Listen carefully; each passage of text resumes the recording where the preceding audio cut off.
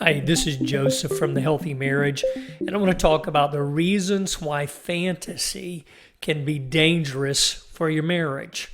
So let's first define fantasy in terms of how it impacts the marriage union and a marriage relationship. To fantasize means to conceive fanciful or extravagant notions, ideas, suppositions, or the like. It's a mental image, especially when unreal. Now, that's the part I want you to focus on. It is a mental image, especially when it's unreal.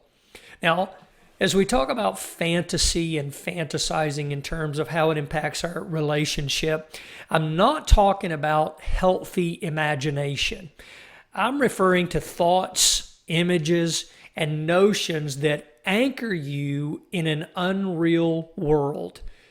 Beliefs that lead to negative, false, and unrealistic expectations in your relationship and even in your life. Now, here's 7 reasons why fantasy can be dangerous for your marriage. Number 1, fantasy never satisfies. Maybe I should say it only temporarily satisfies, and the satisfaction is very short-lived.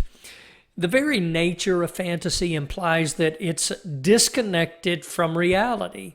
So fantasy is not real. It's a make-believe world that has no basis in what is true or what is real.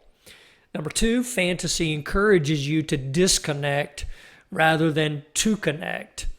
Listen, we all need to disconnect at times. The problem with fantasy lies in the nature of the disconnection. It's not merely disconnecting so that we can refuel, retool, and regain perspective. We all need those times where we just maybe watch a movie, watch a football game, or, go fishing, whatever that escape may be, so that we can kind of retool and regain our perspective. But rather, fantasy is disconnecting from attachment to something. Fantasy results in less connection in your relationship, not more. Number 3, fantasy keeps you in a bubble. So fantasy is really about creating a world where you get what you want rather than a world designed where you contribute to others. It's a world built around self-centered fulfillment. Now, there's nothing wrong with wanting our way. It becomes damaging when we shut out everything else to get our way. And I want you to really understand that. I'm not suggesting that you can't ever have what you want in life. I believe there's ways to get the things that we truly desire in life. And I believe that God puts those desires in our heart. Like I said, the problem becomes it's damaging when we shut out everything else in order to get that. We alienate those who we love because they don't give us what we want. Now, that's self-centered and ego-driven. It's destructive to the very nature of relationships. Number 4, fantasy creates a world you control at the expense of others. Now, we all seek control of our domain. Self-control is one of the fruit of the Spirit. It's something we should aspire to. So there's nothing wrong with that to a point. Now, what I'm talking about is that fantasy is a world where you decide when and how your emotional needs are met. The danger lies in the fact that in a fantasy, you don't have to learn how to get along with other people. You don't have to learn how to give and take in relationships or be vulnerable and transparent with your life. You create a world where you don't need anyone else. It's anti-relational. It doesn't foster community or cooperation and love. It's only about you and your needs. Number 5, fantasy allows you to stay hidden. C.S. Lewis once said, "To really love is to be vulnerable." And that's a powerful statement. In fantasy, you can stay hidden. You don't have to be exposed. You don't have to be vulnerable. You remain closed. It's the opposite of vulnerable and the opposite of what relationship really implies. Relationships demand that we include someone else in our world, someone with needs of their own, someone we learn to serve and to help. Now, here's an important principle. You cannot be happy only serving your own needs.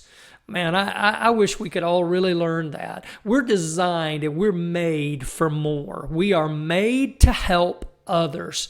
This is where deep satisfaction happens in life. Fantasy isolates us from this arena of serving and helping and giving to others. By design, it will leave us empty. Number 6, fantasy creates a world where only you matters.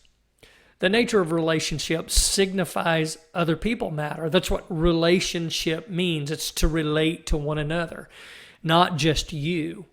In a relationship, you really have to consider other people. And in marriage, you have to consider your spouse. Fantasy keeps things neat and tidy. Marriage, on the other hand, can honestly be messy and challenging. Dealing with others will test us. It's easier to isolate and hide. But this is counterproductive, and it ultimately leads to loneliness. Loneliness not in the sense of feeling lonely. That's mostly an emotion, and we all experience that. But I'm talking about being truly alone, pushing everyone else out of your life so that you are truly alone. You know what? There's deep sadness at that place of aloneness. Number 7, fantasy is the ultimate disconnect. Now, I know previously in point number 2, we talked about that, and this is not just a reiteration of that previous point, but rather fantasizing says in essence, the world that I can create on my own is better than the world I have with you. I want you to think about that. Fantasizing, that perpetual fantasizing where we live in that make-believe world, is a world that I'm saying in essence, I can create a world on my own that is better than the world I have with you. This is why it can be so deadly. It is one of the dangers. This is one of the dangers of pornography. It builds a false world of make-believe, a world of your own choosing, yet a world that never satisfies because it pushes you away from real love, which is based on connection. See, real love means that we connect on some kind of level, deep, emotional, heartfelt. Real love says, I want you in my world, regardless of how messy it might be. I'd rather have a world with you in it than a world that I can create through make-believe. And while we all need times of escape from the demands of life, we must always be aware of the type of escape that we engage in and that we use. If our escape disconnects us from the essence of love, from relationship, and from union with our spouse, we run the risk of severing the bond that makes marriage beautiful, that makes marriage what it really is. Getting stuck is one of the negative side effects of fantasy. It happens when the fantasy begins to control your reality. It displaces your real world. Listen, for more information on how fantasizing can harm your relationship, I encourage you to go to the blog and read The Dangers of Fantasizing in Marriage, where I dig into this a little bit deeper. These are 7 ways it can damage your relationship, but if you want more information, read this article.